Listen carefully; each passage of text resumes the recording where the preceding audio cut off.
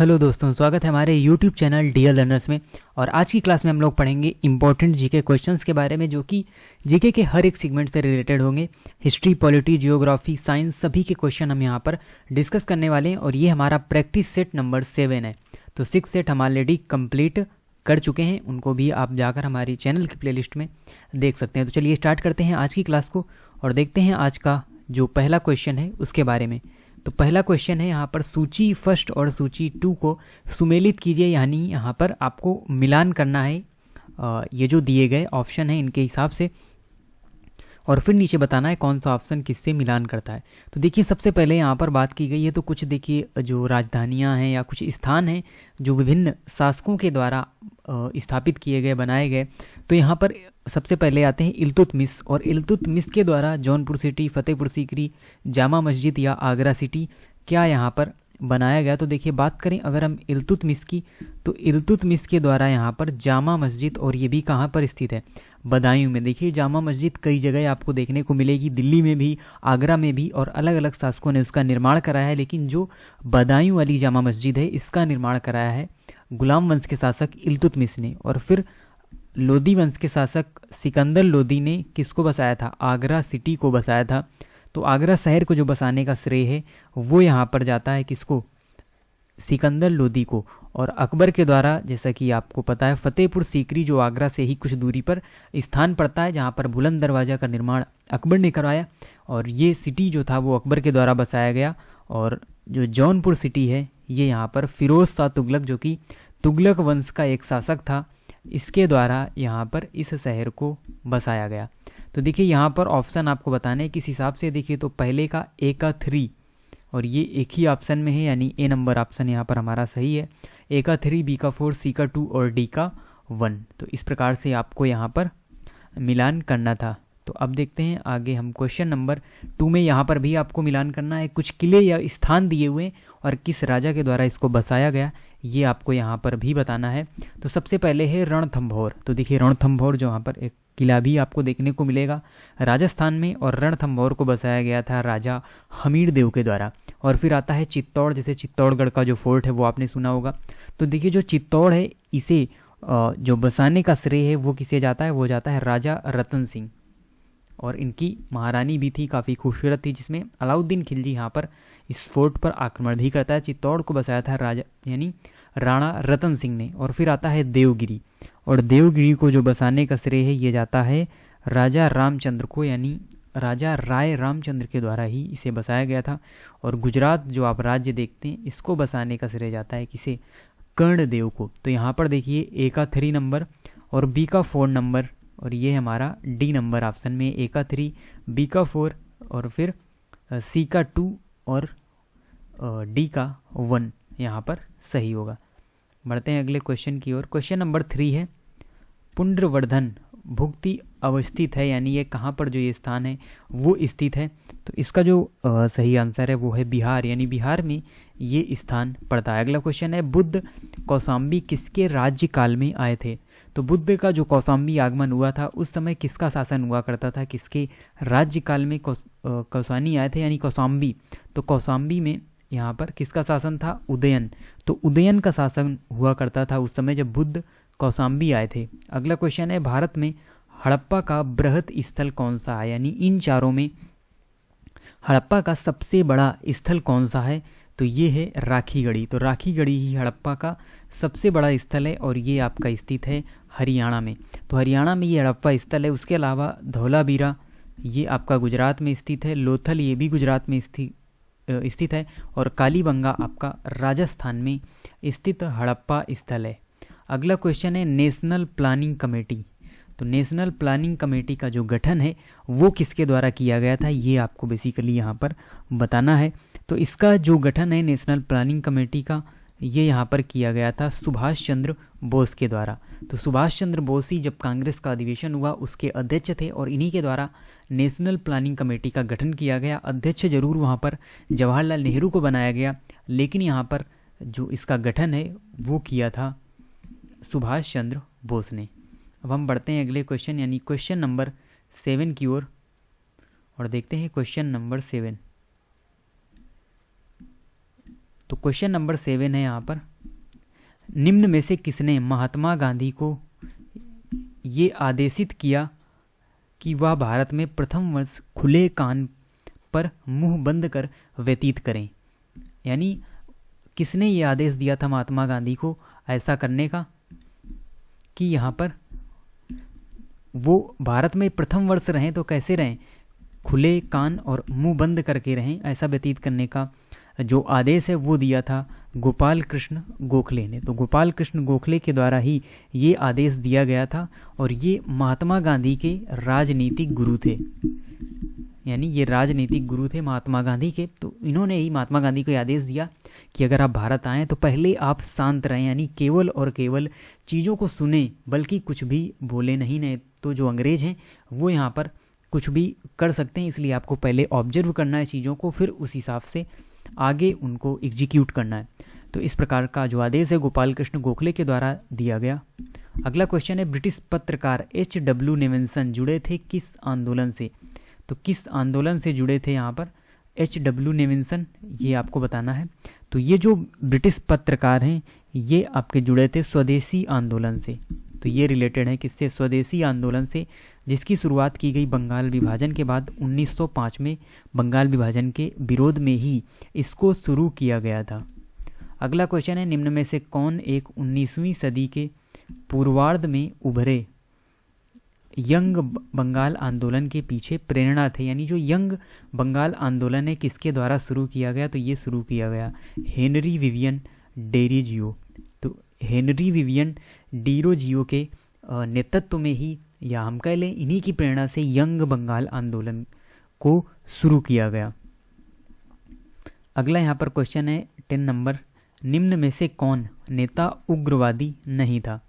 तो देखिए कांग्रेस में कई प्रकार के नेता रहे, जिनमें आपके उदारवादी यानी जो शांति से कार्य करते थे, उसके बाद कुछ उग्रवादी नेता भी थे, यानी जो स्वराज की मांग एक प्रकार से हम ये कह लें बहुत ही गुस्से से रखते थे, उग्र हो जाते थे, जल्दी गुस्सा करते थे, वो जो नेता थे वो उग्रवादी थे। उसके बाद कुछ क्रांतिकारी नेता भी थे, जैसे हमारे भगत सिंह हुए, चंद्रशेखर हुए, यानी ये क्रांति करने पर विश्वास करते थे और क्रांतिकारी नेता थे। और जो उदारवादी थे ये बातचीत के माध्यम से ही मुद्दे को सुलझाने का प्रयास करते थे। तो यहाँ पर आपसे पूछा गया है कौन नेता उग्रवादी नहीं है, यानी कि उदारवादी की श्रेणी में आता है। तो यहाँ पर जो सही आंसर है वो है W.C. बनर्जी।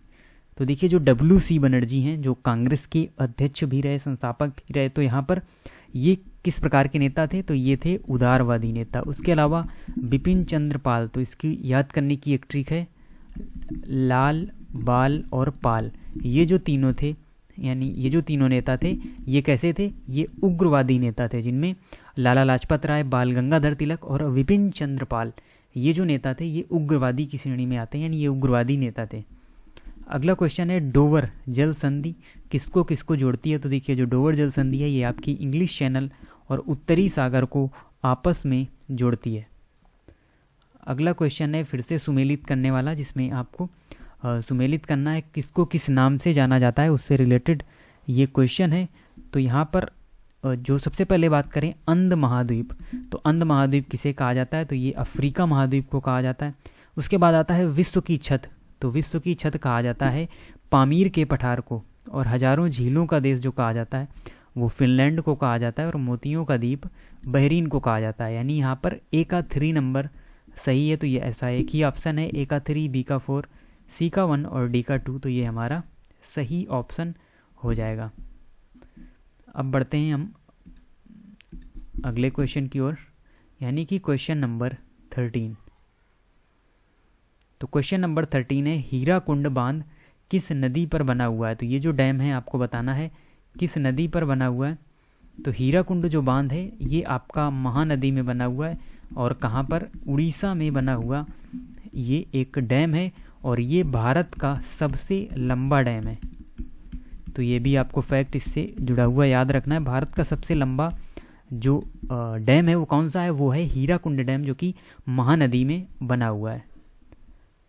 अगला क्वेश्चन है, निम्नलिखित कथनों पर विचार कीजिए, और इसमें है अरावली मरुस्थल के पूर्ववर्ती विस्तार को रोकता है।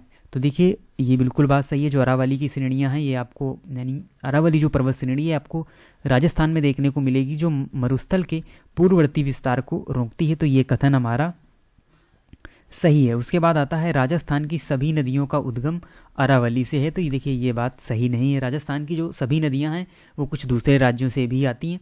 ऐसा बिल्कुल भी नहीं है कि वो सभी नदियों का जो उद्गम है वो अरावली श्रेणी से ही हुआ है।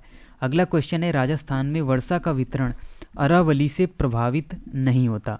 तो ये भी हमारा फैक्ट गलत है। राजस्थान में जो वर्षा का वितरण है वो अरावली से जरूर इफेक्ट होता है, क्योंकि जब मानसून दक्षिण से आता है तो अरावली श्रेणी होने के कारण वहाँ पर वृष्टि छाया प्रदेश बनने के कारण राजस्थान में वर्षा नहीं हो पाती और यहाँ पर मरुस्थल आपको देखने को मिलता है। अगला कोई जो कथन है वो है अरावली प्रदेश धात्विक खनिजों में समृद्ध है। तो ये बात सही है, यानी इसमें ए और डी हमारा सही है, बाकी जो कथन है वो यहाँ पर गलत है।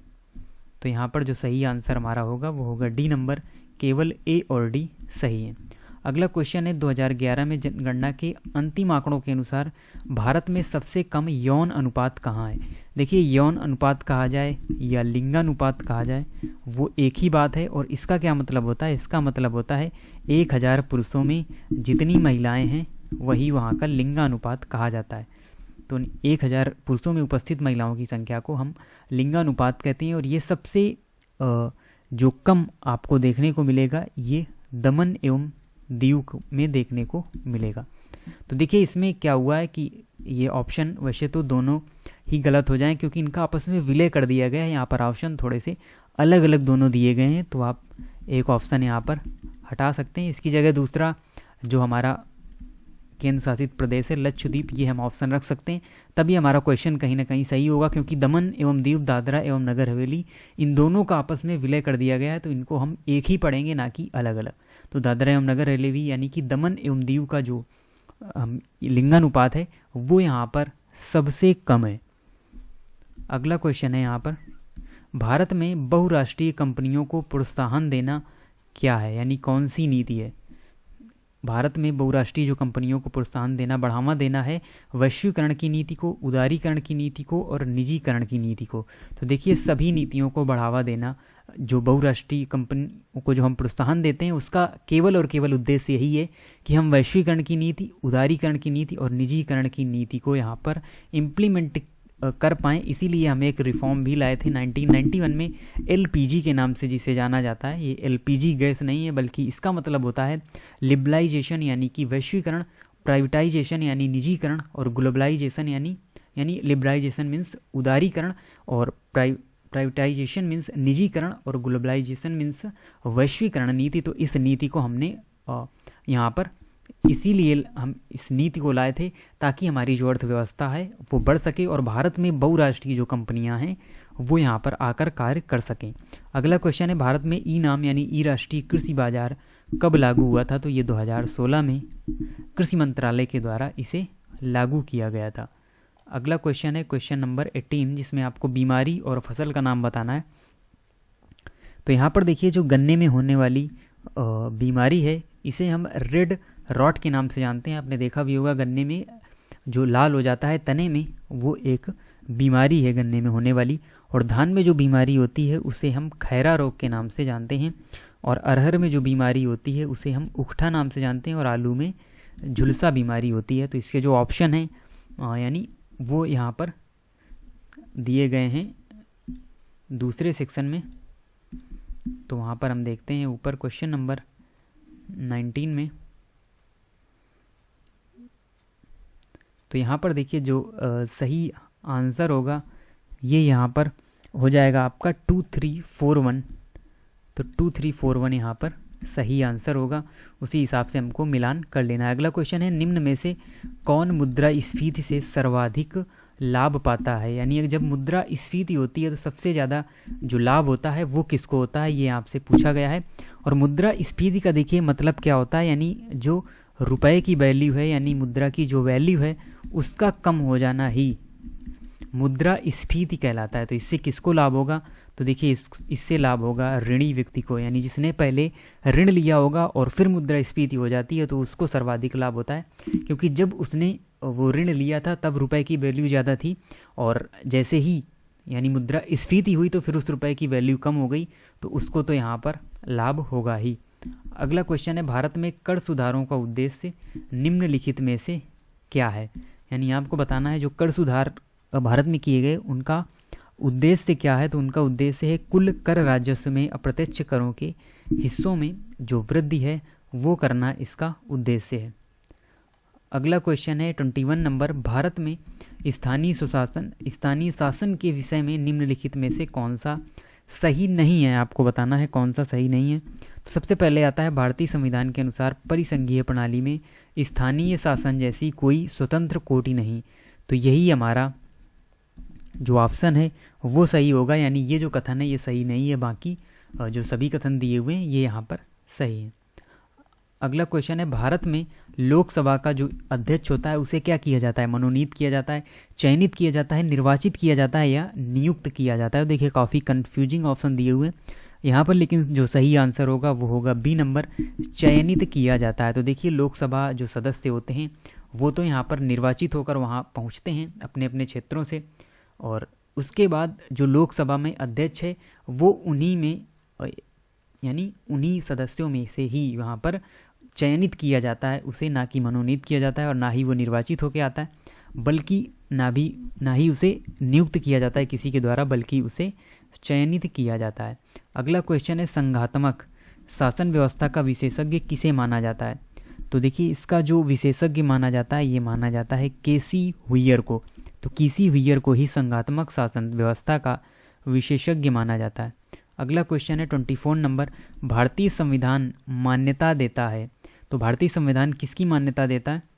तो यहाँ पर केवल धार्मिक अल्पसंख्यकों को, केवल भाषाई अल्पसंख्यकों को या धार्मिक और भाषाई अल्पसंख्यकों को। तो यही हमारा ऑप्शन नंबर सी सही है, यानी धार्मिक आधार पर और भाषा के आधार पर अल्पसंख्यकों को हमारा भारतीय संविधान यहाँ पर मान्यता देता है। अगला क्वेश्चन हम देख लेते हैं, क्वेश्चन नंबर 25। और क्वेश्चन नंबर 25 है, भारत के संदर्भ में निम्नलिखित में से कौन धर्मनिरपेक्ष शब्द का सही जो भाव है वो व्यक्त करता है, यानी सेकुलरिज्म का सही भाव व्यक्त करता है। तो वो है डी नंबर, भारत में राज्य का कोई धर्म नहीं है। यानी भारत एक धर्मनिरपेक्ष कंट्री है, यहाँ पर सभी धर्मों का सम्मान किया जाता है। जैसे कि आप देखते हैं पाकिस्तान हो गया या जो अदर कंट्री हो गए, इस्लामिक कंट्री हो गए, वहाँ पर राज्य का एक धर्म है कि ये इस्लाम धर्म है, यानी वहाँ पर जो अदर लोग हैं उनका उतना ज़्यादा सम्मान आपको देखने को नहीं मिलेगा, लेकिन भारत में हर एक धर्म का सम्मान किया जाता है। अगला क्वेश्चन है, विटामिन यहाँ पर दिए हुए और यहाँ पर उनसे कमी से होने वाले रोगों को मिलाना है और कौन सा सही सुमेलित नहीं है ये आपको बताना है। तो देखिए विटामिन ए से रतौंधी रोग होता है कमी से, ये सही है। विटामिन B3 की कमी से पेलाग्रा रोग होता है, ये भी सही है। और विटामिन डी की कमी से वर्णांधता होता है, ये हमारा सही नहीं है। तो देखिए वही आपको ऑप्शन ढूंढना था जो सही नहीं है, यानी सी नंबर ऑप्शन हमारा। वैसे तो आप काफ़ी कंफ्यूज हो जाएंगे ऐसे। तो देखिए विटामिन ए की कमी से रतौंधी रोग होता है, विटामिन B3 की कमी से पेलाग्रा रोग होता है और विटामिन डी की कमी से वर्णांधता नहीं होता बल्कि सूखा रोग होता है, और फोलिक एसिड की कमी से रक्त अल्पता होता है। तो ये यानी यहाँ पर जो सही आंसर होगा वो सी नंबर होगा, यानी यही हमारा सही सुमेलित नहीं है, वो आपको यहाँ पर ढूंढना था। अगला क्वेश्चन है, एनोइस्मिया किसे कहते हैं, यानी किसकी कमी को, किस संवेदना की कमी को एनोइस्मिया कहते हैं। तो एनोइस्मिया कहते हैं घ्राण संवेदना की कमी को, यानी जो सूंघने की क्षमता है वो यहाँ पर कम हो जाती है इस रोग के अंदर, जिसे एनोइस्मिया के नाम से जाना जाता है। बढ़ते हैं क्वेश्चन नंबर 28 में। तो क्वेश्चन नंबर 28 है, निम्नलिखित में से कौन सा जोड़ा तांबे के मिश्रण धातुओं का है। यानी यहाँ पर पूछा गया है जो धातुएं दी गई हैं, नीचे मिश्र धातुएं दी गई हैं, इनमें कौन सी ऐसी दो धातुएं हैं जिनमें कॉपर का यूज किया जाएगा, तांबे का यूज अवश्य ही किया जाएगा। तो यहाँ पर सही आंसर है सी नंबर, पीतल और कांसा। तो देखिए जो पीतल मिश्र धातु है और कांसा मिश्र धातु है, दोनों में ही कापर यूज किया जाता है और साथ में जो अदर सिगमेंट है वो भी यूज किया जाता है, यानी कापर और जस्ता इसमें यूज किया जाता है पीतल में, और कांसा में आपको मिलेगा कापर और टिन। तो यानी यही ऑप्शन हमारा सही है जिनमें दोनों में तांबे का यूज किया जाता है। अगला क्वेश्चन है, यदि एक जहाज नदी से समुद्र में प्रवेश करता है तो वो क्या होगा, स्थिर रहेगा, ऊपर उठेगा, परिवर्तित रहेगा या नीचे डूब जाएगा। तो सही आंसर होगा ऊपर उठेगा, क्योंकि जब वो नदी के जल से प्रवेश करेगा समुद्र के जल में, तो नदी के जल की अपेक्षा में समुद्र के जल का जो घनत्व है वो अधिक होगा, जिससे वो ऊपर की ओर उठ जाएगा। अगला क्वेश्चन है 30 नंबर क्वेश्चन, हवाओं की जो ऊर्जा होती है वो कैसी होती है, स्थितिज ऊर्जा, गतिज ऊर्जा, वैद्युत ऊर्जा या दोनों। तो यहाँ पर सही होगा बी नंबर, केवल गतिज ऊर्जा। तो देखिए जो हवाएं चल रही हैं तो उसमें केवल और केवल आपको गतिज ऊर्जा ही देखने को मिलेगी, ना ही स्थितिज ऊर्जा होगी और ना ही वैद्युत ऊर्जा होगी। भले ही उसे पवन चक्की के माध्यम से हम उस गतिज ऊर्जा को किसमें कन्वर्ट कर दें, वैद्युत ऊर्जा में कन्वर्ट कर दें, लेकिन जो वहाँ पर हवाओं की ऊर्जा होगी वो केवल और केवल गतिज ऊर्जा ही होगी। तो ये हमारे आज के इम्पोर्टेंट क्वेश्चन थे जो काफ़ी इम्पोर्टेंट हैं आपके आगामी एग्जाम्स के लिए। तो मिलते हैं आपसे नए वीडियो में न्यू इम्पोर्टेंट क्वेश्चन के साथ, और तब तक के लिए धन्यवाद।